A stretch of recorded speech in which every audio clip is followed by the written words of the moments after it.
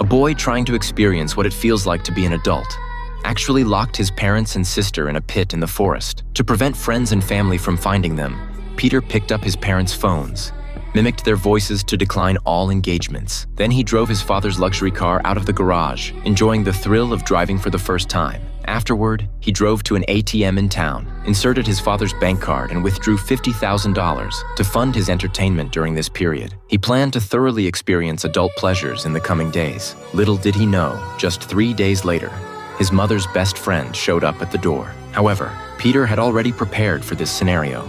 He lied that his grandfather had unfortunately passed away a few days ago, and his parents had taken his sister back to their hometown for the funeral. They wouldn't be back anytime soon. Since he had to attend makeup classes, he was left alone at home. Peter's lie was airtight. The woman didn't suspect anything. After successfully getting rid of his mother's friend, Peter finally remembered his family in the pit. He approached nervously. His parents asked Peter why he had done this. Surprisingly, Peter remained silent, casually tossing the fried chicken he brought into the hole. Then, ignoring his angry parents, he left the forest directly.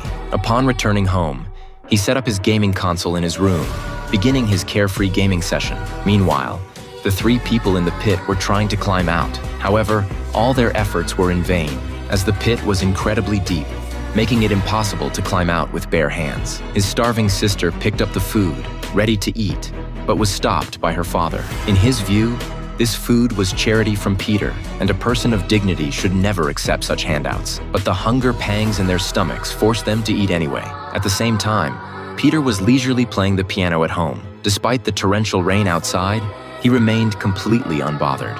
In contrast to Peter's current comfort, the 3 in the pit were suffering terribly. Since the opening wasn't completely covered, the downpour had left them soaking wet. It wasn't until the next day that Peter remembered his family in the pit. To prevent them from freezing to death, he thoughtfully brought clothes and blankets for the 3.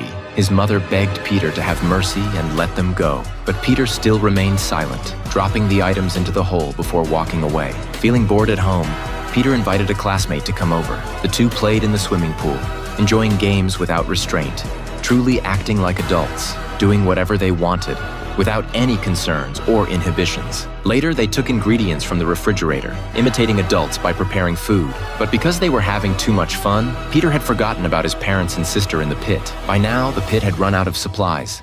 Starving to the point where their backs touched their chests, they could only eat rotten banana peels to stave off hunger. And what was even more awkward was using the bathroom. In this cramped, confined pit, whenever the daughter needed to relieve herself, the parents had to turn around and face the wall.